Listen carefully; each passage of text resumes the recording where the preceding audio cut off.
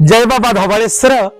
जय अकर्म कर्मदायक नागेंद्र हराय त्रिलोचनाय भास्मंग रागाय महेश्वराय नित्याय सुधाय दिगंबराय तस्मेन कारं नमः शिवाय। सतरे प्रभु धवलेश्वर आपणकर अपूर्व लीला केते भल पाईगले महानदी पठाकू ए टापू उपरे रहिबे एठी गजभोग खाइबे एठी जगतर मंगल करिवे साधु संतंकर मंगल करिवे एठी ब्राह्मण देवता मानकर मंगल करिवे आपनक मन लागिगला हे धवलमणि एई पवित्र स्थान रे रहिया पई ठीक नै जिबी आपन मान को काहे को अनादि काल को सेते बेले एठी आज्ञा अकर्म कर्मदायक नथिले स्वयं अनंत वासुदेव अनंत रूप रे पूजा पाउथिले। आपण माने ओडिया रे गोटे कथा जानिछंदी कला पहाड़ आसिला जेते हिंदू मंदिर अछि सब भांगिला सेते बेले गजपति राजा मानकर समय आम जगन्नाथ को नेकरी गंगा नदी कूल रे अग्नि संयोग कर देइथिला विश्वर महांती तांको आनी कि कुजंगगढ़ रे उद्धार करथिले। अनेक इतिहास आपण माने सुनिथिबे सेथि मध्यरु आम अनंत वासुदेव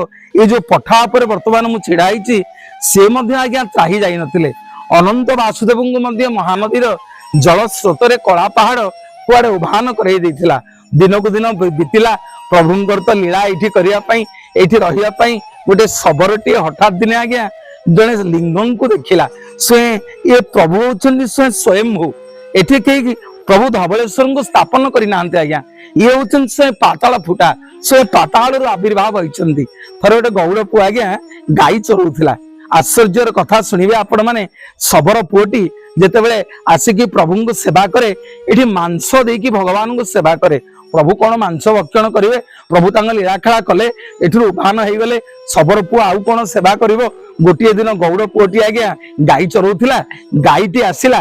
तार चारिटा जाक खोरा लंबेकरी एठी लिंग उपरे भगवान को आज्ञा तार क्षीर देला क्षीर रे प्रभु को एठी शांति कला प्रत्येक दिन क्षीर भोग लागी कला। गौड़ पुओटीर मन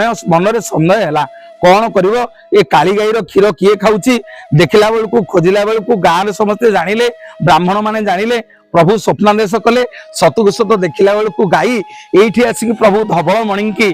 तार क्षीर सबुदिन पीवा को दउची समग्र जगत रे व्यापी गला प्रभुंकर ना दिन को दिन विधि चलीला अनेक भक्त माने आसिले सेते बेले तो एमती आज्ञा रास्ता घाट नथिला प्रभुंक पाखक आसिया पई केही केही डंगार आसंती केही केही काठर टापुरे आसंती प्रभुंक दर्शन करंती प्रभुंकर इच्छा हला आहुरी तांको लीला विख्यात करिया पई ए धवलेश्वर हबा पछरे गोटे सुंदर कहानी टे लोक कथा टे आपण मानन को कहिबी। ए पाख गार गोटे गौड़ पुओटे तार माई बाछुरी गुड़ाए थांती सी धवलेश्वर को मानसिक कला प्रभु जदि टापुरे तुम प्रकृति शिव हो